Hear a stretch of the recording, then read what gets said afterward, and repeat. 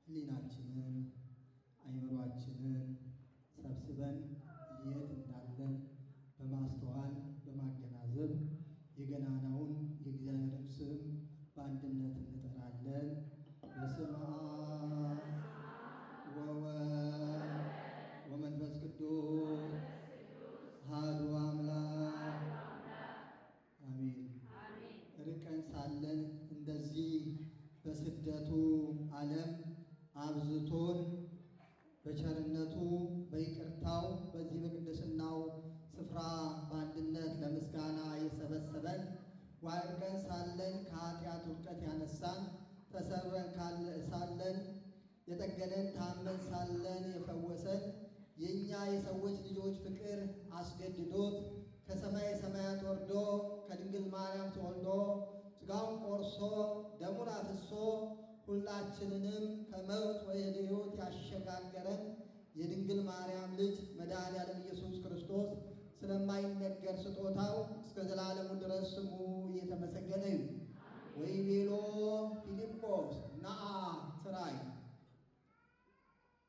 የተከበሩ ብፁዕ አባታችን አቡነ ዲሜጥሮስ የሊባኖስ የተባበሩት እሜትስ የምስራቁ ክፍል አህጉረ ስብከት እንደዚሁም ደግሞ በዚህ በስደቱ ዓለም ላለነው ለእኛ እንደ አባትም እንደ እናትም ሆነው በመከራችን ሰዓት በችግራችን ሰዓት ከጎናችን የሚቆሙ ችግራችንን የሚካፈሉ በእሳቸው እጅ እንድንባረክ የፈቀደ አምላካችን ብፁዕ አባታችን የሁላችንም አባት እንደዚሁም ደግሞ የተከበሩ የዚሁ ደብር ዋና አስተዳዳሪ መልአከ አርያም ቆሞስ አባ ተክለ ሚካኤል፣ የዚቹ ቤተ ክርስቲያን አገልጋያን፣ የስብከተ ወንጌል ዋና ኃላፊ የሆኑት የተከበሩ መምህራችን መጋቢ ሃይማኖት ቀሲስ ልዑል፣ እንደዚሁም በዚቹ ቤተ ክርስቲያን በድቁና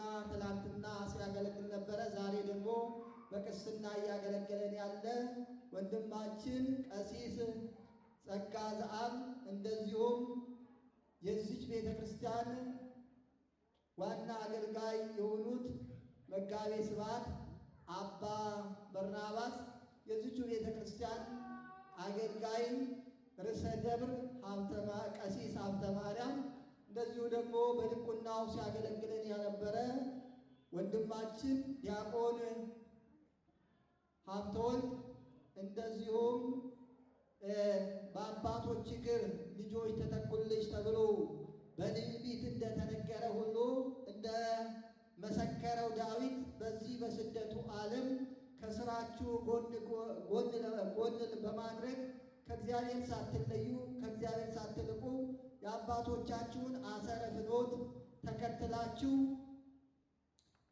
በያሬዳዊ ዜማ ሕዝቡን እያገለገላችሁ የሕዝቡን ልቦና እያረሰረሳችሁ ያላችሁ የቤተ ክርስቲያናችን እንቁ የስስት ልጆች የሥራው ሃይማኖት ወጣት መንፈሳውያን፣ እንደዚሁም ከመንበሩ ስር የሚፈልቀውን ጸበሉን ለመጠጣት በቃሉ ለመባረክ አርፎም ተርፎ ደግሞ ለእኛ ሲል የቆረሰውን ሥጋውን ደሙን ለመቀበል ዛሬ ደግሞ ለተባለችዋ ዕለት ለይቅርታ ሁላችንንም ለይቅርታ ብላችሁ ይቅር ለማለት የተጣላ ካለ ይቅርታ ነው አይደል?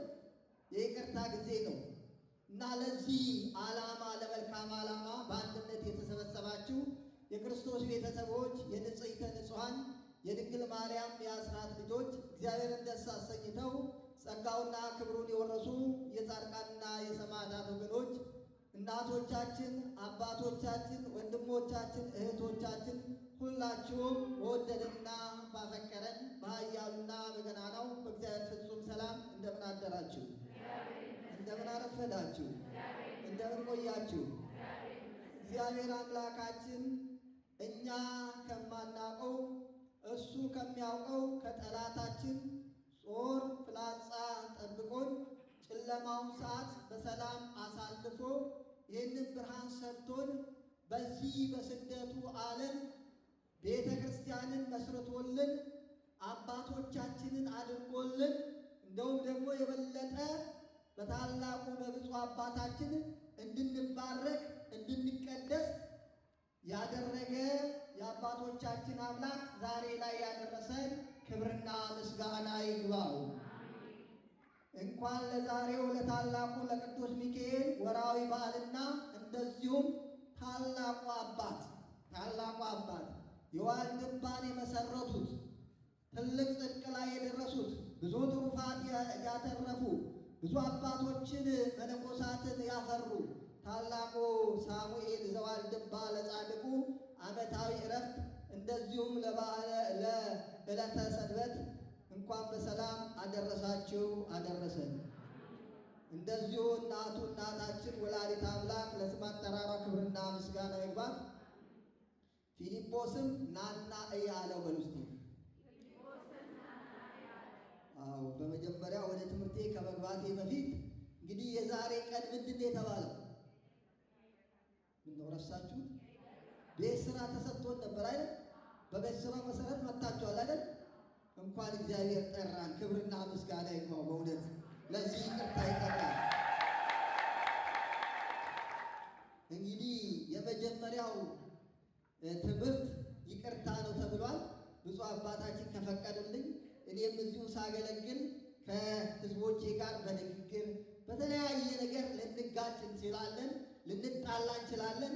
የመጀመሪያው ይቅርታ እኔን ነው።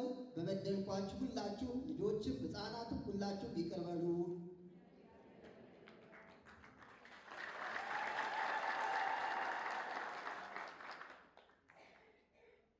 እንግዲህ ዛሬ እንደሚታወቀው በእውነት ብፁዕ አባታችን የጠሩን ከእግዚአብሔር ጋር ሊያገናኙን ነው። ከእግዚአብሔር የራቅነውን ወደ እሱ እንድንቀርብ ነው። ብፁዕ አባታችንን በዕድሜና በጸጋ እንደዚህ ያሉ አባቶችን እግዚአብሔር ይጠብቅልን። እልል ብላችሁ እግዚአብሔር ያመስግኑ።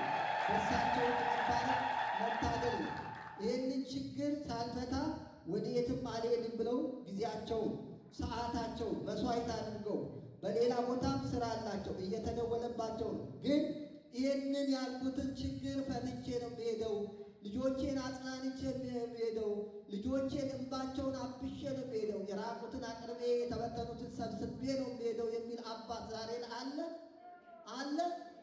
የለም። እኚህን አባት በዕድሜ በጸጋ ይጠብቅልን። እኔን እንኳን ከልጅነት ጀምሮ ያሳደጉኝ አባቴ ናቸው። ክብርና ምስጋና ይግባላችሁ። እንደዚህ ያሉ አባቶች አጥተን ከረሃበ ነፍስ ሁላችንን የሚጠብቀን። እንግዲህ ዛሬ እንደሚታወቀው ስብከት ይባላል። በቤተ ክርስቲያናችን ምን ይባላል? ስብከት። ስብከት ስለማን ይሰበካል? ስለማን ይነገራል? ወልዶ በድነ ንሰብክ ይላሉ ሊቃውንቱ ሌሊት በመዝሙሩ። ቤተ ክርስቲያናችን እንግዲህ ከሌሊቱ ጀምሮ አገልግሎቷ ወንጌል ነው። ሌላ ነገር የላትም። አንደበቷ በሙሉ ወንጌል ነው። ስትገባም ስትከፍትም ቤተ ክርስቲያኗን ማንን እየጠራች ነው? ኢየሱስ ክርስቶስን እየጠራች ነው የምትከፍተው። እሱን ነው የምትናገረው፣ እሱን ነው የምትሰብከው። ዛሬ ወልዶ መድኅነ ንሰብክ እውነተኛውን አምላክ ይወለዳል ይመጣል የተባለውን እሱን እንሰብካለን፣ እሱን እናስተምራለን፣ ስለ እሱ እንናገራለን፣ ስለ እሱ እንመሰክራለን ያሉት አበይት ነቢያት፣ ደቂቀ ነቢያት እነ ኢሳይያስ እነ ሊቀ ነቢያት ሙሴ ሁሉም የተተነበዩት ትንቢት ዛሬ መፈጸሚያው ላይ እየደረሰ መሆኑን መንገድ ላይ መሆናችንን ያ የጨለማ 5500 ዘመን ሊጠፋ ዘመነ ፍዳ ዘመነ ኩነኔ ሊያልፍ የበረከት የረድኤት ዘመን እንደሚመጣ የሰበኩበት ዘመን ነው። ፈኑ እዴከ ማርያም ቅዱስ ዳዊት ቅድም ዲያቆኑ መስቀሉን ይዞ ሲወጣ ወደ ወንጌሉ ከመግባታችን በፊት የሰበከው ምስባክ ምንድን ነው? ፈኑ እዴከ አቤቱ አምላክ ሆይ እጅህን ከላይ ላክ፣ አዳኝን ከላይ ላክ። ማንም? ክርስቶስን። አዎ ክርስቶስን ላከው፣ ልጅህን ላክ፣ አድነን ይምጣ። ፈኑ እዴከ ማርያም አድነን ሊወባልሃኒ ብዙ ኃጢአት ብዙ ውሃዎች ከበውኛል፣ በብዙ ኃጢአት ተከብቤያለሁ። ዳዊት አስቀድሞ የተነበዩትን ፈኖኒ ከማለ አድነኒ ወባላ የማይሉ ወምኔዲዮም ለደቂቀ ነኪር ከሐሰተኞች ከሸንጋዮች ከአስመሳዮች ከጠንቆለኞች ሰዎች እጅ አውጣን። ዛሬም መጥቶ እንደዚሁ እኛን ያውጣን ክርስቶስ እና ስለዚህ ወደ ወንጌሉ ስንገባ በዮሐንስ ወንጌል ምዕራፍ 1 ከቁጥር 46 ጀምሮ እስከ መጨረሻው ድረስ በተነበበው አንቀጽ ውስጥ 3 ነገሮች እንመለከታለን። ዘመነ ስጋዌው ነው። ስለ ስጋዌው የተነገረው ትንቢት እየተፈጸመ መሆኑን አሁን የምንጾም ጾም አለ አይደለም? ጾሙ ምን ይባላል? የማን ጾም ይባላል? የካህናት እንዳትሉ። የማን ጾም ነው? የማን ጾም ነው? ለምን ጾሙ? ለምን ጾሙ?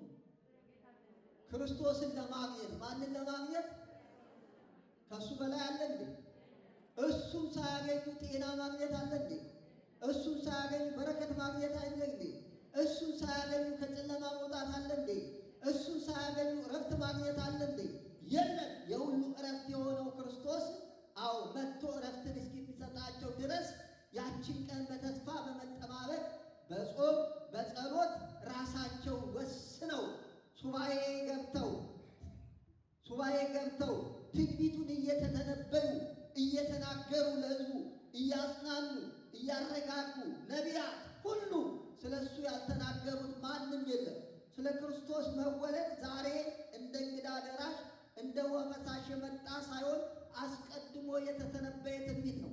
አስቀድሞ የተነገረ ነው። ከዚህ አንጻር ነው ወደ ወንጌሉ ስንገባ በነጋው አለ ፊልጶስ ኢየሱስን አገኘው። ማን አገኘው? እኛም ክርስቶስን አግኝተን እንድንሄድ እግዚአብሔር ይርዳን። በእውነት ሁላችንንም ይርዳን። ማንን አገኘው? ክርስቶስን አገኘው። ማን? ፊልጶስ። ከዛም በኋላ አንድ ወንድም ነበረው፣ ጥሩ ወንድም፣ የልብ ወዳጅ ሆነ፣ የሚወደው የሚያፈቅረው እሱ ያገኘውን ወንድሙ እንዲያገኝ። እኛ ዛሬ ያገኘነውን ወንድሞቻችን እህቶቻችን እንዲያገኙ ትፈቅዳላችሁ? ጥሩ ነገር ከሆነ በመጀመሪያ ለእናንተ ነው። ከዛ ቀጥሎ ከተረፈ ነው ቢሆን እንኳን ከተረፈ እንጂ ሳይተርፈን አናደርገው። ግን ምን አደረገ? አሁን ፊልጶስ በመጀመሪያ ክርስቶስን አገኘው። እኛ ሲተነበይ የነበረው ሲቆጠር የነበረው ሱባኤ ነቢያት ሙሴ ሁሉ የተናገሩለት እነሆ የናዝሬቱን ኢየሱስን እኮ አገኘነው አለ። ለማን ይህን ምስክርነት ሰጠን? ለማን?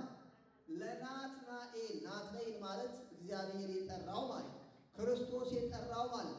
በተጠራንበት መጠራት ጸንተን እንድንኖር ለሁላችንም ጽናቱን ብርታቱን ያድለን አምላካችን። ስለዚህ ከዚህ በኋላ ጠራው። ሲጠራው አንድ ጥያቄ ጠየቀው። እውነት ነው ሲባል እንሰማለን፣ ግን አንተ ከምትለው አገር ከናዝሬት መልካም ነገር አይወጣም። ይሄ ነው ያጠራጠረው። ናዝሬት ምን አይነት አገርና ስንል ብዙ ጻድቃን የማይወጡባት ስፍራ፣ ኃጢአት የተከማቸባት ስፍራ፣ በደል የተከማቸባት ስፍራ። አሁን አንድ ጥያቄ ልጠይቃችሁ። እናንተ አሁን በስደቱ ዓለም እንደው ጥሩ ጻድቅ ወይም ሰማይ ቢወጣ አይደነቅም? በአረቡ ሀገር ይደነቃል አይደነቅም? እንደ ጻድቁ እንደ ሳሙኤል በትሩፋቱ አገርን የሚያድን አገርን የሚታደግ እንዴት ከዛ እንዴት ወጣ አትሉ ትላላችሁ? አትሉ? እንዴት ከዛ ሀገር ወጣ? እንዴት ተገኘ? ይህ ነው ናትናኤልን ያስደነቀው። እንዴት ይሆናል አለ። አልከራከርም፣ መከራከር አልችልም። ከአንተ ጋር ከምከራከር በክርክር ጊዜያችንን ከምናሳልፍ ለምን መጥተህ አታይም አለ። ምን አለው? ለምን መጥተህ አታይም? ከመስማት ይልቅ ማየት ይበልጣል አይበልጥም? ይበልጣል አይበልጥም? ናይ አለው። እሺ አለ ናትናኤል። ሲመጣ ኢየሱስ ክርስቶስ ኃጢአቱን ሸፍኖ በደሉን ሸፍኖ ንጹሕ አድርጎ አንተ የእስራኤል ምንም ክፋት የሌለብህ ብሎ ስለ ናትናኤል አዎ በደሉ ሳይሆን ጽድቁን ተናገረ። ክርስቶስ የእኛን ጽድቅ ኃጢአታችንን ይቅር ብሎ በደላችንን ይቅር ብሎ ገመናችንን ሸፍኖ ጻድቃን የሚለን እኮ እሱ ነው። ክብር ምስጋና ይግባው ለአምላካችን። ጻድቃን የሚለን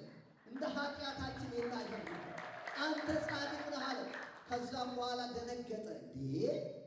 አንተ የኔን ማንነት የት ታውቃለህ አለ። የእሱም ማንነት አላወቀም። የት ነው የምታቀኛል?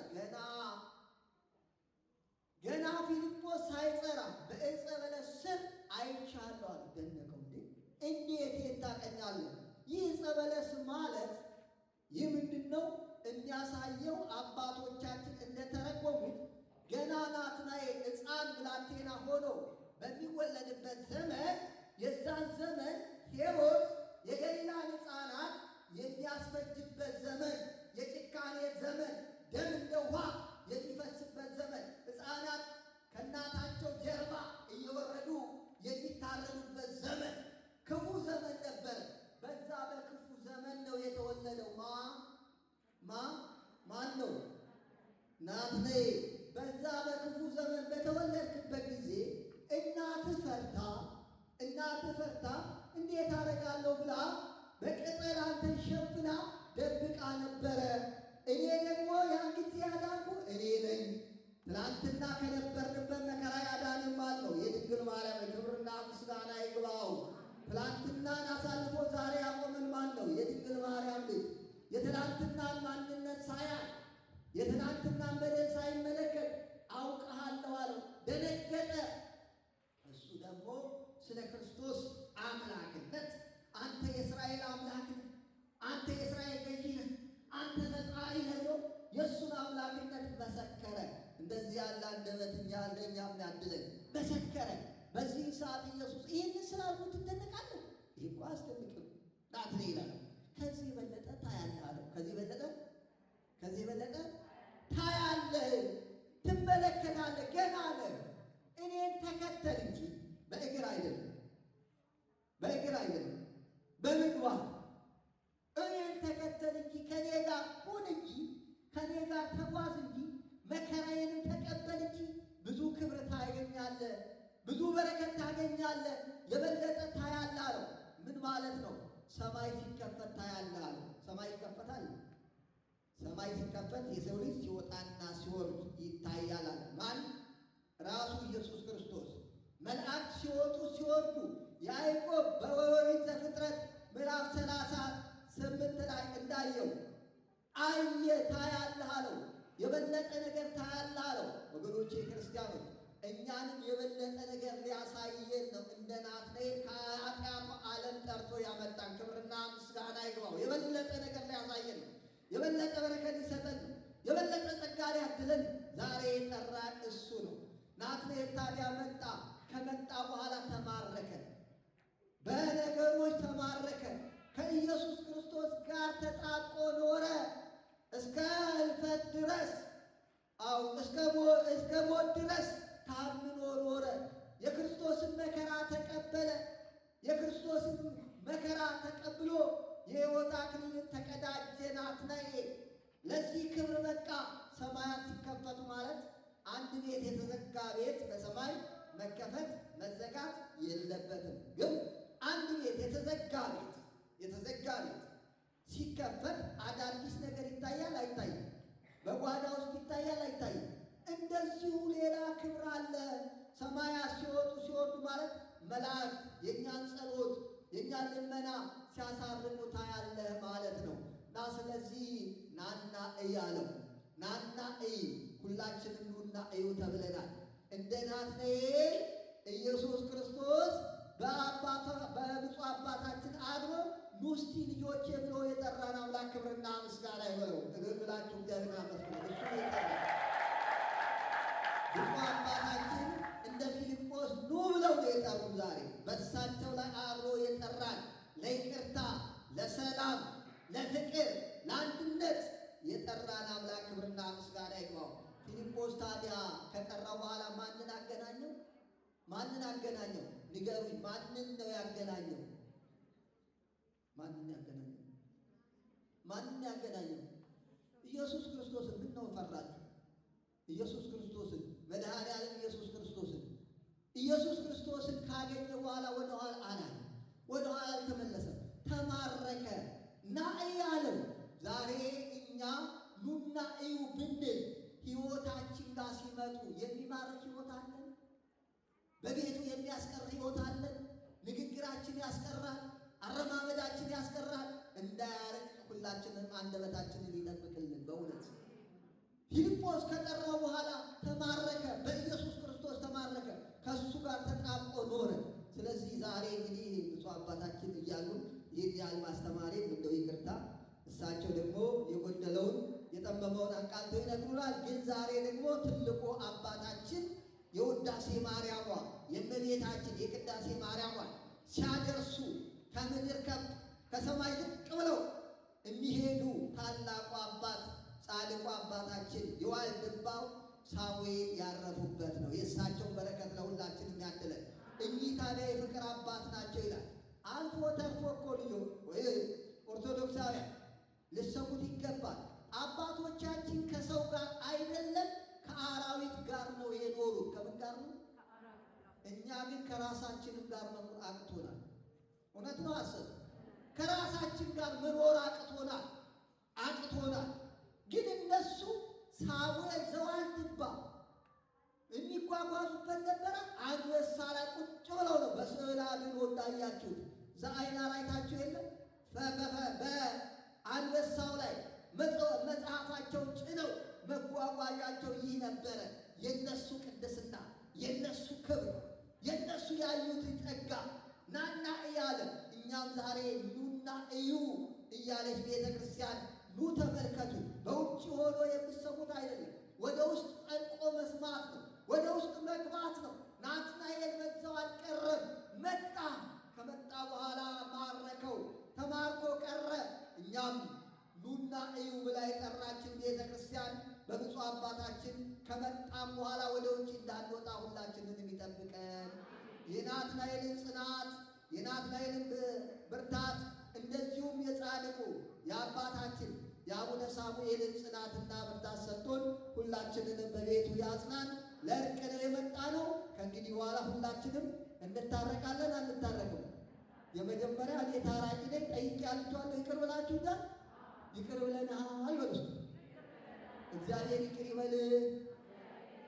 እሺ፣ ይቅር ስላላችሁ ሁላችንንም እግዚአብሔር ይቅር ይበለን። ከዚህ ቀጥሎ እንግዲህ ብፁዕ አባታችን እኔ ያጎደልኩትን ያጠመመውን አቃንተው የጎደለውን አሟልተው እንደ አባትነታቸው በደንብ ይመክሩናል፣ ያስተምሩናል። እሳቸው በዕድሜ በጸጋ ይጠብቅልን። እኛንም በቤቱ እስከ ዘላለሙ ድረስ ጸንተን ለእኛ ሲል የቆረሰውን ቅዱስ ሥጋውን ያፈሰሰውን ክቡር ደሙን ተቀብለን ርስት መንግሥቱ እንዲያወርሰን የአምላካችን ቅዱስ ፈቃድ ይሁንልን። የሁላችንንም ፍጻሜ ያሳምርልን። የወላዲተ አምላክ አማላጅ